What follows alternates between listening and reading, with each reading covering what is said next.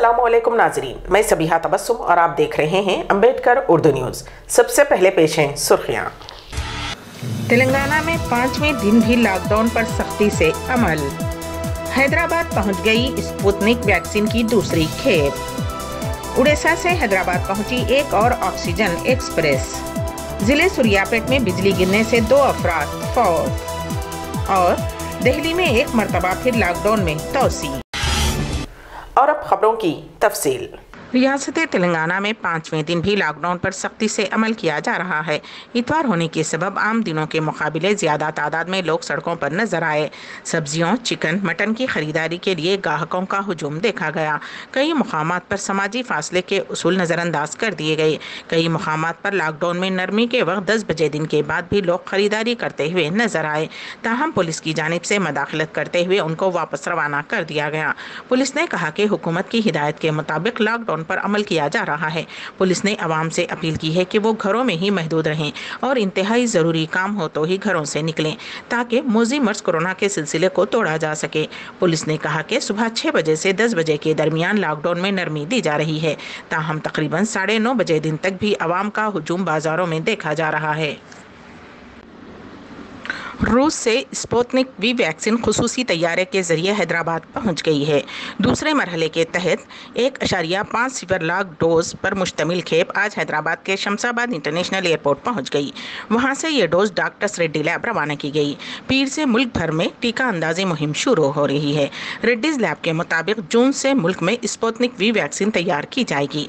रूस में बनी स्पुतनिक वी वैक्सीन की पहली खेप 21 मई को एक खुसूसी परवाज से हैदराबाद के शमशाबाद बैनुल अक़वामी हवाई अड्डे पर पहुंची थी। पहली खेप में 1,50,000 वैक्सीन पहुंची हैं। ये तीसरी वैक्सीन है जो हिंदुस्तान में कोरोना वायरस के खिलाफ एहतियाती वैक्सीन के तौर पर इस्तेमाल की जा रही है। जबकि मुल्क के ड्रग कंट्रोल जनरल ने हाल ही में स्पुतनिक वी कोविड-19 के इमरजेंसी इस्तेमाल को मंजूरी दी है। एक और ऑक्सीजन एक्सप्रेस उड़ीसा से अब से कुछ ही देर कबल हैदराबाद पहुंच गई है। उस ट्रेन में 120 मैट्रिक टन ऑक्सीजन है जो कि 6 कंटेनर्स में महफूज रखी गई है। ये ट्रेन सनत नगर भरत नगर यार्ड पहुंची। ये ऑक्सीजन रियासत के दवाखानों को सरबराह की जाएगी। तेलंगाना को उड़ीसा के आंकूर और कर्नाटक के बेल्लारी से ऑक्सीजन लाया जा रहा है।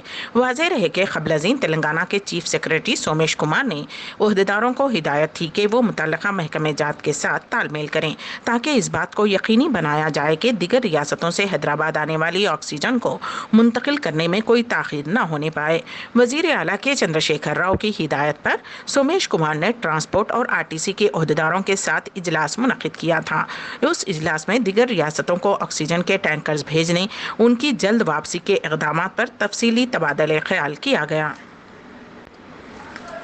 हैदराबाद सिटी पुलिस के मशहूर पुलिस ओहदेदार व साबिक़ डायरेक्टर जनरल KSN मूर्ति उर्फ गब्बर सिंह का इंतकाल हो गया है।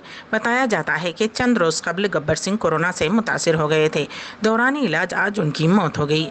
पुराना शहर साउथ जोन के DCP की हैसियत से खिदमत अंजाम देने के दौरान KSN मूर्ति उस वक्त के बड़े बड़े राउडी शीटर्स और गैर समाजी अनासिर को सलाखों के पीछे डालकर गब्बर सिंह के नाम से मशहूर हुए थे। ज़िले सुरियापेट में बिजली गिरने से 2 मजदूर हलाक और दिगर 3 जख्मी हो गए हैं। ये वाक़या ज़िले के लिंगमपल्ली गांव में उस वक्त पेश आया जब ये मजदूर खेत में काम कर रहे थे। उस वाक़े में जख्मी मजदूरों को इलाज के लिए सरकारी हॉस्पिटल मुंतकिल कर दिया गया। महलूकिन की शिनाख्त 60 साला वी भिक्षम और 40 साला उमा के तौर पर की गई है। पुलिस ने इस सिलसिले में एक मामला दर्ज करते हुए जाँच शुरू कर दी है। कोरोना वायरस के खिलाफ टीकाकारी के दौरान अब कोविशील्ड वैक्सीन के लिए 12 हफ्तों के बाद ही अपॉइंटमेंट मिलेगा। मरकज़ ने इतवार को कहा कि कोविशील्ड की दूसरी डोज के लिए ऑनलाइन अपॉइंटमेंट 84 दिनों के बाद ही दिया जाएगा। उसके साथ ही सरकार ने कहा कि जिन लोगों ने कोविशील्ड की दूसरी डोज के लिए पहले से अपना अपॉइंटमेंट बुक कर लिया है उस पर उसका कोई असर नहीं होगा। हालांकि वैसे लोग जो पहले से तय अपॉइंटमेंट में तब्दीली करके उसको 84 दिनों के बाद करना चाहते हैं तो वो ऐसा कर सकते हैं। ریاست کرناٹک میں صرف 7 دنوں میں کورونا سے 3,500 اموات ریکارڈ کی گئی ہیں۔ کرناٹک میں عالمی وبا کورونا وائرس پھیلنے کے بعد 7 اور 13 مئی کے درمیان سب سے زیادہ کووڈ-19 اموات کی اطلاع ملی ہے۔ اگست 2020 کے مہینے میں پہلی کووڈ-19 لہر کے عروج کے دوران 3,388 اموات ریکارڈ کی گئی تھی۔ کرناٹک میں رواں سال مئی کے مہینے میں 5,000 اموات ہوئیں، جن میں صرف 2,700 واقعات ہیں۔ مئی میں ریاست کے لیے روزانہ موت کی اوسط 400 کے قریب رہی ہے، جبکہ بنگلورو میں 211 تھی۔ اسرائیلی فوج کے ہوائی حملے میں ہفتے کو غزہ شہر میں واقع ایک کثیر منزلہ عمارت منہدم ہو گئی، جس میں ایسوسی ایٹڈ پریس اور دیگر میڈیا اداروں کے دفاتر واقع تھے۔ اسرائیلی فوج کے اس حالیہ قدم کو حماس کے ساتھ جاری اس کی لڑائی کے سلسلے میں غزہ کی زمینی سطح کی اطلاعات کو سامنے لانے سے روکنے کی کوشش کے طور پر دیکھا جا رہا ہے۔ اسرائیل کے فضائی حملے میں ایک 11 منزلہ عمارت منہدم ہو گئی۔ اس عمارت میں اے پی اور الجزیرہ بشمول کئی میڈیا ہاؤس کے دفاتر تھے۔ امریکہ کے صدر جو بائیڈن نے اسرائیل کے وزیر اعظم بنجامن نیتنیاہو سے بات کی۔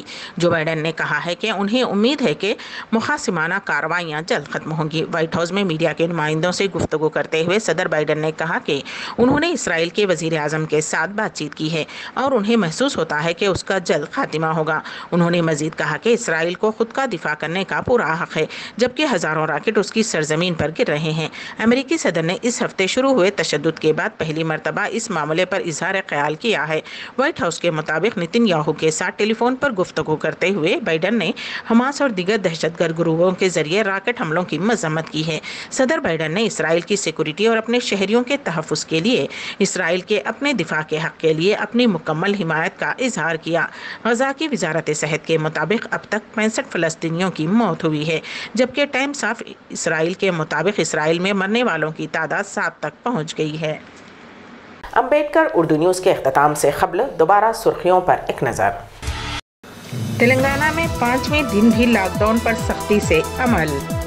حیدرآباد پہنچ گئی اسپوتنک ویکسین کی دوسری کھیپ۔ اڑیسہ سے حیدرآباد پہنچی ایک اور آکسیجن ایکسپریس۔ ضلع سوریا پیٹ میں بجلی گرنے سے 2 افراد فوت۔ اور دہلی میں ایک مرتبہ پھر لاک ڈاؤن میں توسیع۔ اسی کے ساتھ ہی امبیڈکر اردو نیوز یہیں پر اختتام پذیر ہوتی ہیں، تو دیجیے گا سبیحہ تبسم کو اجازت۔ اللہ حافظ۔